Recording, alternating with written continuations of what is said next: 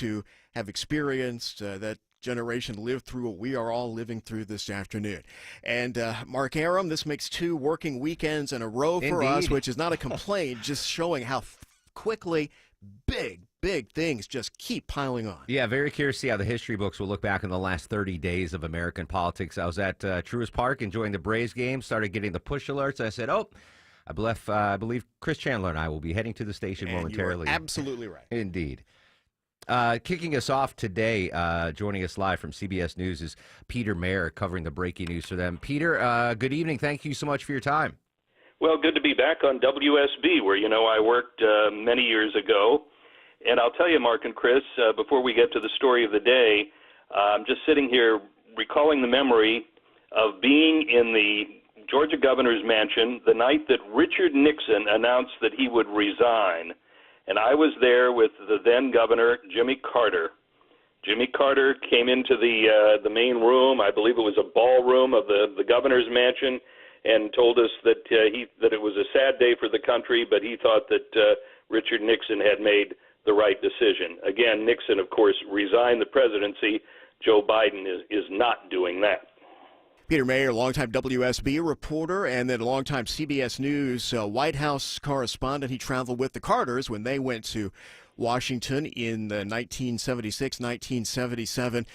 Peter, even a few years before Richard Nixon, Lyndon Johnson went on television and in a complete surprise said he was bowing out of the race for the renomination of his party for president. That was in March. This is in July, so this leaves even less time for the Democrats to get their act together.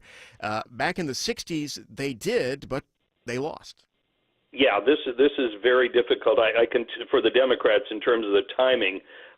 They just sent out an email to their supporters saying, of course, they owe a debt of gratitude to President Biden. But this is the paragraph that jumped out at me. In the coming days, the party will undertake a transparent and orderly process to move forward as a united Democratic Party to defeat Donald Trump in November.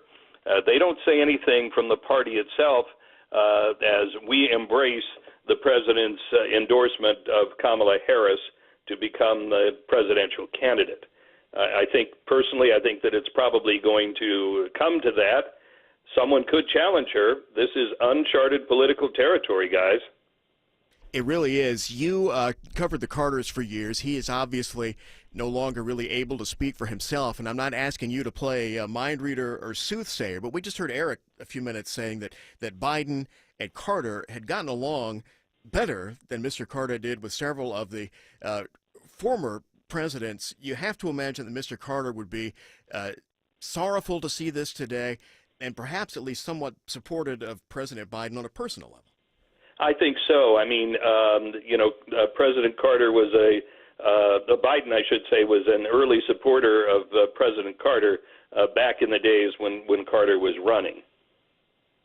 Peter Mayer joining us live here on 95.5 WSB as we continue our breaking news coverage. Announcement you heard here first on WSB. President Biden is withdrawing his name from the ballot. We're seeing a lot of pushback, and I dare say already Republican talking points, Peter, calling this unconstitutional, and they're avoiding the will of the people. But constitutionally, nothing has been tripped up yet, and going forward, I would imagine the Democrats are going to stay above board and do things the way they should be done here. Well, I know of nothing unconstitutional here. Look, unlike the defined line of presidential succession, there's no automatic naming of a ballot replacement for an incumbent president who steps aside, as Joe Biden has this afternoon. He's made it clear that he is endorsing Vice President Harris as his choice, but that's not a done deal. This is a delicate time for both of them, as the president has portrayed himself as the only person who could beat Donald Trump, and now Vice President Harris stood by him, while some polls show her doing just as well, if not better, than the president against Trump. As far as I'm concerned, the polls are out the window now because this is official, and this is going to change the whole mindset of voters and, of course, of the Trump campaign. Sure. 5:10 now. You're listening to live coverage. President Biden dropping out of the presidential race. I'm Chris Chandler with Mark Arum. Peter, hang on. We want to include you here as we are also joined by University of Georgia political science professor Charles Bullock. Sir, we appreciate your time this afternoon. And before we get into nitty-gritty specifics with you, just give us your broad reaction first. Well, this has been expected, certainly in some quarters. Biden is maybe kind of going through the 5 stages of grief and now has finally accepted what polls have been suggesting for well more than a year, and that is that he is not the strongest candidate Democrats could put forward and that his prospects of winning were not good. Professor, when I got Mark Arum with you, when I got off the air noon on Friday, it was assumed or thought that Biden might withdraw next week. But after the visit from the Israeli prime minister as a kind of a saving face, he still wanted to remain the candidate when the prime minister is here. So we expected if there was going to be an announcement, it would be maybe Thursday of this week. Surprised that it happened this weekend before the appearance of the prime minister of Israel coming to D.C.? Not really, no. And if indeed what he's been thinking of is what is best for the Democratic Party, the earlier he departed, the better, in the sense that he gave the Democratic Party, or gives the Democratic Party, more time in order to hash out who is going to carry the banner forward for them.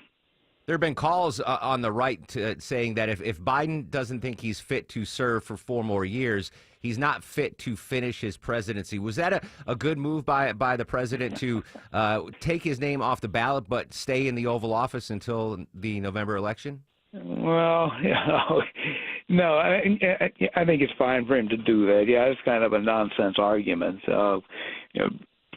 Criticism has been that he's not going to be in good shape 4 years from now when he's 86 years old, rather than he's unable to perform here at 81. So I don't think that's an argument that's going to go very far.